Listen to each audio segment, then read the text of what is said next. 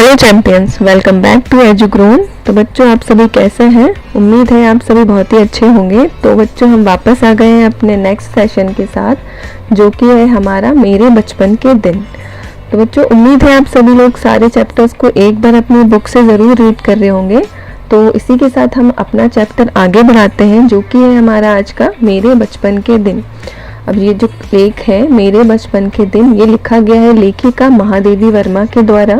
ठीक है, महादेवी वर्मा के द्वारा लिखित ये लेख जो है मेरे बचपन के दिन की एक निबंध विधा पर आधारित है। ठीक है, बट हम इसे क्या कहेंगे? इसे हम एक तरह का संस्मरण कह सकते हैं। क्यों कह सकते हैं? क्योंकि इसमें महादेवी वर्मा जी ने अपने बचपन के दिन के कुछ सुनहरी यादों को हमारे सामने प्रस्तुत किया है ना। जो कुछ अपनी पुरानी यादें थी, उन पुरानी यादों के कुछ अच्छे पल जो है इसमें हमारे सामने शेयर किए हैं, इसलिए हम इसे एक तरह का संस्मरण कह सकते हैं। तो इसमें हम सबसे पहले देखेंगे लेखिका का थोड़ा सा जीवन परिचय। ठीक है, इसमें देखते हैं महादेवी वर्मा का जन्म 26 मार्च 1907 को होली के दिन फारुखाबाद उत्तर प्रदेश में हुआ था। इनकी जो प्रारंभिक शिक्षा है वो मिशन स्कूल इंदौर से हुई थी। महादेवी वर्मा 1929 में बौद्ध शिक्षा लेकर भिक्षुणी बनना चाहती थी, लेकिन हुआ क्या, ये महात्मा गांधी के संपर्क में आ गई और इन्होंने समाज सेवा ज्वाइन कर ली। आगे हुआ ये 1932 में ये इलाहाबाद विश्वविद्यालय में संस्कृत में एमए करने के लिए पहुंची। उसके बाद इन्होंने नारी शिक्षा का प्रचार करने के लिए अपने मन में एक विचार लाया और प्रयाग में महिला विद्यापीठ की स्थापना की। उसके बाद ये वहाँ की प्रधानाचार्य के रूप में कार्य करती रही। यहाँ पर क्या किया इन्होंने? प्रयाग में महिला विद्यापीठ की स्थापना की। उसके बाद वहाँ की कौन बन गई? प्रधान बन गई, और उसी के रूप में इन्होंने वहाँ पर कुछ समय तक कार्य किया। और इन्होंने वहाँ पर एक मासिक पत्रिका चांद का भी संपादन किया।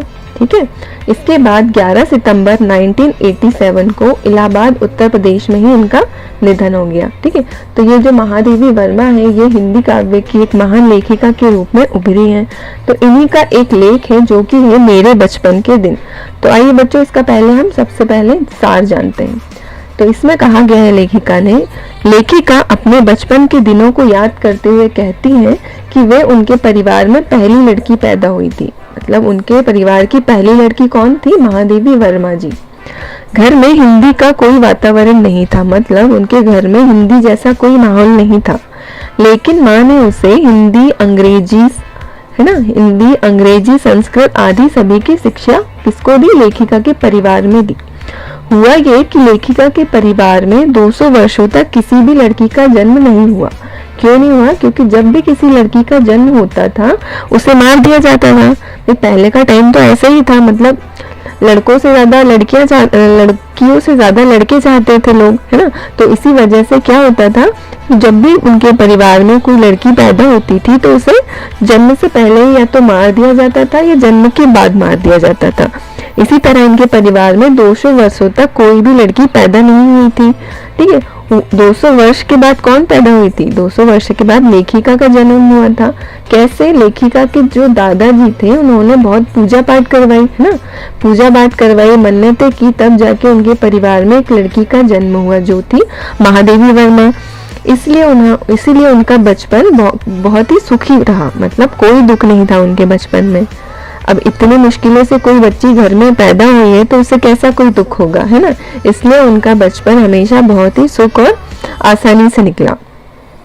लेखिका कहती है लेखिका को उर्दू, अरबी, फारसी, अंग्रेजी तथा संस्कृत भाषाओं को पढ़ने की सुविधा प्राप्त थी। मतलब लेखिका के लिए टीचर्स आते थे घर पे, जो उन्हें क्या क्या सिखाते थे? उन्हें उर्दू, फारसी, अंग्रेजी और ये सारी संस्कृत, ये सारे सब्जेक्ट या सारी भाषाओं का ज्ञान देने के लिए कुछ टीचर्स की नियुक्ति की गई थी। ठीक है, अब होता ये था, हिंदी पढ़ने के लिए तो उन्हें उनकी माँ ने ही प्रेरित किया था। ठीक है, मतलब घर का माहौल ऐसा था कि हिंदी में उनकी माँ भी काफी एक्सपर्ट रही होंगी, है ना, इसलिए उनकी माँ उन्हें प्रेरित करती थी हिंदी भाषा पढ़ने के लिए। तो लेखिका को हिंदी पढ़ना भी अच्छा लगता था और संस्कृत पढ़ने में भी बहुत आनंद आता था, किंतु उर्दू, अरबी पढ़ने में उनकी कोई रुचि नहीं जागी। है ना। अब माँ उन्हें प्रेरित करती थी हिंदी पढ़ने के लिए, है ना, और हिंदी भी उन्हें अच्छी लगती थी और संस्कृत भी अच्छी लगती थी, तो वो बहुत ही आनंद के साथ, बहुत एंजॉयमेंट के साथ उन्हें पढ़ती थी। बट होता ये था कि उर्दू और जो फारसी सब्जेक्ट है वो उनको समझ नहीं आते थे, तो उनमें उनकी रुचि भी नहीं थी, है ना। फिर होता ये था, मिशन स्कूल होते हैं ना, जहाँ मिशनरीज होती हैं, है ना, मिशन स्कूल की दिनचर्या उन्हें अपनी ओर आकर्षित करती थी, है ना। इसलिए उनका admission Crosthwaite girls college में भर्ती कराया गया। मतलब स्कूल की एजुकेशन होने के बाद उन्हें कहाँ एडमिशन कराया गया, उनका क्रॉस्ड वेट गर्ल्स कॉलेज में उनका एडमिशन कराया गया। उस कॉलेज में उनको ईसाई व हिंदू लड़कियों के साथ रहने का मौका मिला। अब क्रॉस्ड वेस्ट स्कूल है तो वहाँ पे सारे धर्म के बच्चे पढ़ेंगे, है ना। वहाँ पे ईसाई धर्म के भी बच्चे पढ़ते थे और हिंदू धर्म की भी लड़कियां पढ़ती थी, इसलिए उन्हें वहाँ पे उन लड़कियों के साथ रहने का मौका मिला। आगे चलते हैं। तो होता ये था बच्चों कि वहाँ पे जो हॉस्टल रहते थे, वहाँ पे एक कमरे में कितनी लड़कियां रहती थी, एक कमरे में 4 लड़कियां रहती थी।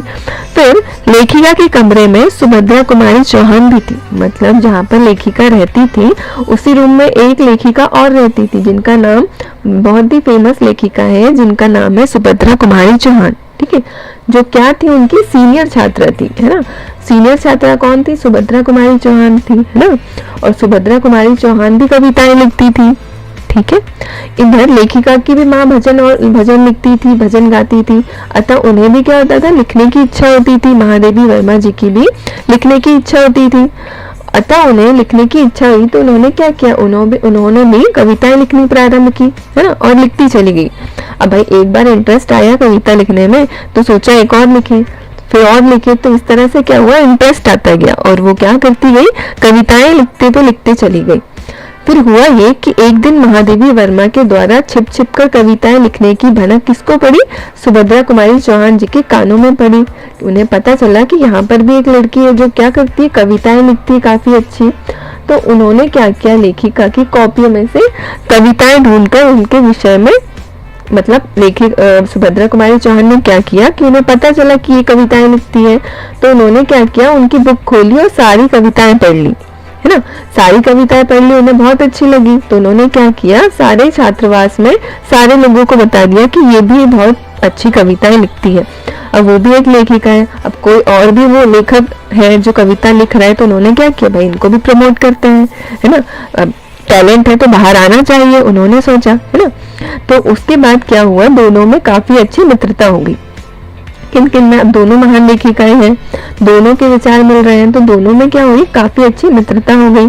फिर होता ये था, दोनों खेल के समय में भी बैठकर क्या करती थी, कविताएं लिखती थी। मतलब जब भी कोई फ्री टाइम मिल रहा है तो दोनों साथ में अपने विचार एक दूसरे को बताती थी और उस पर क्या लिखती थी, कविताएं लिखती थी, ठीक। उनकी तुकबंदी कर लिखी गई कविता स्त्री दर्पण नामक एक पत्रिका में प्रकाशित हुई। मतलब दोनों ने जो भी तुकबंदी या जो भी कविताएं लिखी थी वे किस में प्रकाशित हुई, एक पत्रिका थी जिसका नाम था स्त्री दर्पण, इसमें क्या हुई, प्रकाशित हुई, ठीक है। फिर 1917 में, मतलब 1917 के आसपास हिंदी के प्रचार का समय था। अब ये 19th सेंचुरी का टाइम था, 18वीं शताब्दी का टाइम था। इस समय क्या था, अंग्रेजों का राज था, है ना, भारत में अंग्रेजों का राज था। तो उस टाइम हो क्या रहा था, हिंदी की बहुत ज्यादा प्रचार प्रसार हो रहा था।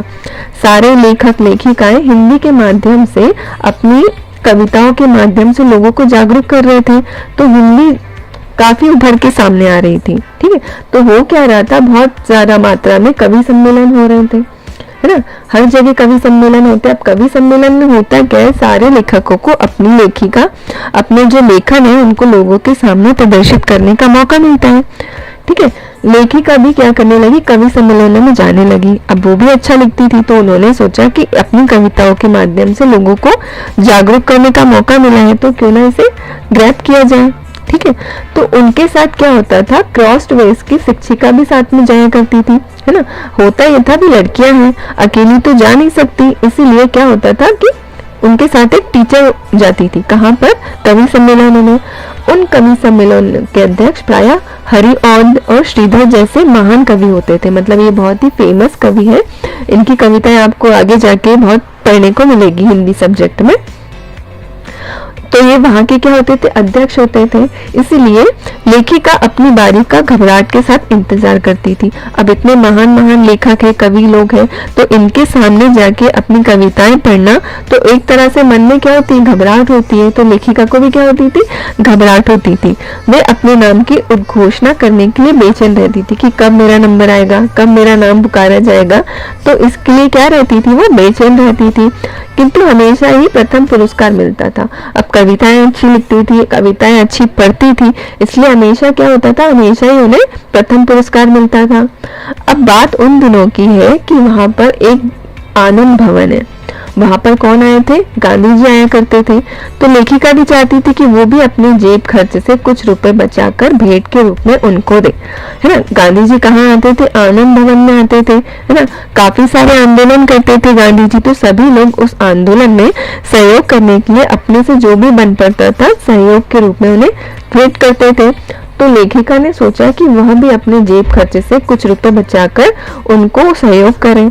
ठीक है, तो लेखिका ने क्या किया, लेखिका को कवि सम्मेलन में पुरस्कार स्वरूप एक चांदी का कटोरा मिला था, जिसे उन्होंने गांधी जी को दिखाया था। तथा गांधी जी ने कटोरे को, चांदी के कटोरे को गांधी जी के मांगने पर देश हित के लिए उन्होंने उन्हें दे दिया। अब हुआ ये कि लेखिका को कवि सम्मेलन में पुरस्कार के रूप में एक चांदी का कटोरा मिला था। तो उन्होंने क्या किया, उस कटोरे को गांधी जी को दिखाया। ठीक है, तो गांधी जी ने कहा कि ये कटोरा आप मुझे दे दो, मतलब गांधी जी ने कटोरे को मांग लिया।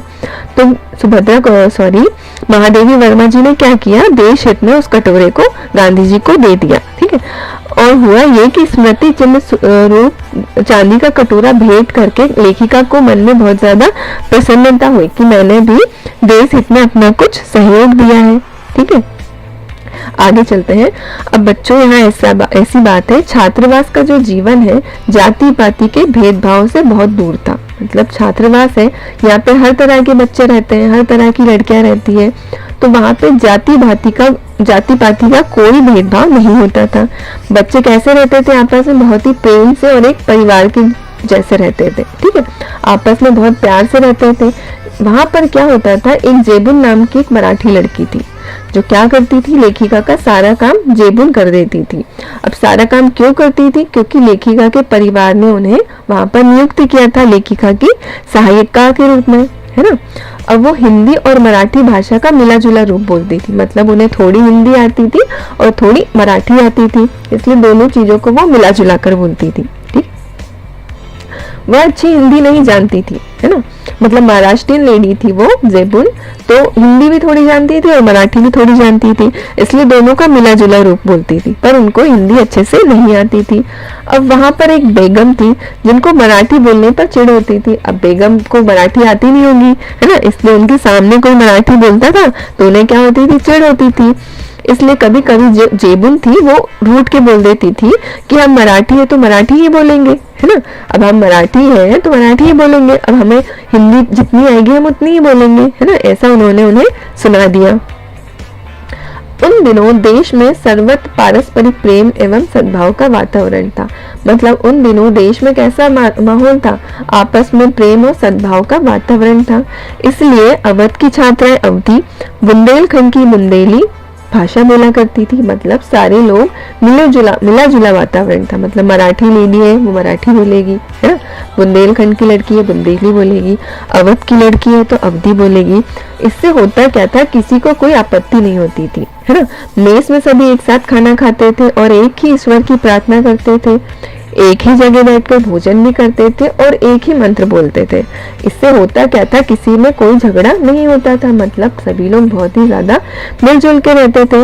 अब आगे की बात है, लेखिका का परिवार जहाँ रहता था वहाँ जवारा की बेगम साहिबा का परिवार भी रहता था, है ना। मतलब जहाँ लेखिका की फैमिली रहती थी वहां पर जवारा की बेगम साहिबा का भी परिवार रहता था।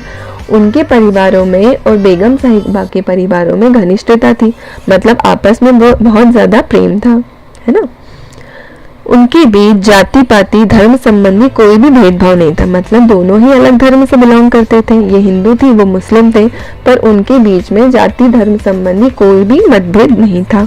ठीक है, वे एक दूसरे के जन्मदिन पर परिवार जैसे ही मिलते जुलते थे। मतलब घर में कोई भी पारिवारिक कार्यक्रम होता था तो दोनों ही परिवार एक दूसरे के साथ मिलकर बहुत ही जश्न के साथ वो सारी चीजें सेलिब्रेट करते थे। अब बेगम के जो बच्चे थे उनको लेखिका की माँ चाची जान कह के बुलाती थी, है ना। बेगम के बच्चे लेखिका की माँ को चच्ची जान कह के बुलाते थे और लेखिका बेगम साहिबा को ताई कहकर बुलाती थी। मतलब यहाँ पे क्या हो गया, एक रिश्ता बन गया। ठीक है, वो अपने बच्चों को चच्ची जान कह रही, उनके बच्चे उनकी माँ को चच्ची जान कह रही है और लेखिका बेगम साहिबा को ताई कह के बुला रही है। मतलब बड़ी माँ होता है ताई का मतलब। अब होता ये था, लेखिका राखी के दिन बेगम साहिबा के बच्चों को राखी बांधती थी, है ना, ये उनके भाई हो गए। और मुहर्रम के दिन बेगम साहिबा लेखिका के लिए नए कपड़े लेकर आती थी, है ना। वो राखी बांधती थी और लेखिका के लिए बेगम साहिबा क्या बनवाती थी, कपड़े बनवाती थी, है ना। मतलब दोनों में आपसी में आपस में जो भी त्योहार है दोनों ही मिलजुल के मनाते थे। ठीक है, लेखिका के घर जब छोटे भाई का जन्म हुआ तो बेगम साहिबा ने लेखक की माँ से मांग कर लेख लिया था। मतलब जब लेखिका के घर उनके जो छोटे भाई थे उसका जन्म हुआ था तो बेगम साहिबा जो थी उन्होंने लेखिका की माँ से क्या मांगा, लेग मांगा, है ना। लेग में कुछ भी मांग सकते हैं, जैसे रुपए मांग सकते हैं, कपड़े मांग सकते हैं या ज्वेलरी मांग सकते हैं। और ये लेग कौन मांगता है, ये लेग बुआ मांगती है। तो बुआ होने के नाते उन्होंने कुछ लेग मांगा। ठीक है, और उसका नाम उन्होंने ही दिया, है ना। लेखिका के भाई का नाम किन्होंने दिया था, बेगम साहिबा ने दिया था। क्या नाम दिया था, मनमोहन। ठीक है, वही मनमोहन वर्मा पढ़ लिख कर प्रोफेसर बन गए, है ना। कौन, मनमोहन जो थे वो पढ़ लिख कर प्रोफेसर बन गए। बाद में जम्मू विश्वविद्यालय तथा गोरखपुर विश्वविद्यालय के क्या बने, उप कुलपति बने। ठीक है, अब दोनों ही इतने अच्छे माहौल में पढ़े बड़े थे, इसलिए लेखिका भी थी इतनी महान लेखिका बनी, महादेवी वर्मा इतनी बड़ी लेखिका बनी कि पूरे विश्व में, पूरे भारत में उन्हें जाना गया। और जो उनके छोटे भाई थे मनमोहन, ये भी पढ़ लिख कर काफी अच्छे प्रोफेसर बने, जो गोरखपुर विश्वविद्यालय और जम्मू के विश्वविद्यालय के उपकुलपति बने। ठीक है बच्चों, तो आज का सेशन हमारा यहीं पर खत्म होता है। उम्मीद है बच्चों आपको ये सेशन समझ में आया होगा। जो भी आपको समझ में आया होगा हमें कमेंट बॉक्स में कमेंट करके जरूर बताएं। और अगर सेशन अच्छा लगा होगा तो लाइक, शेयर और सब्सक्राइब जरूर करें। मिलते हैं अगले सेशन में इसी प्लेटफॉर्म पे। जब तक के लिए थैंक यू।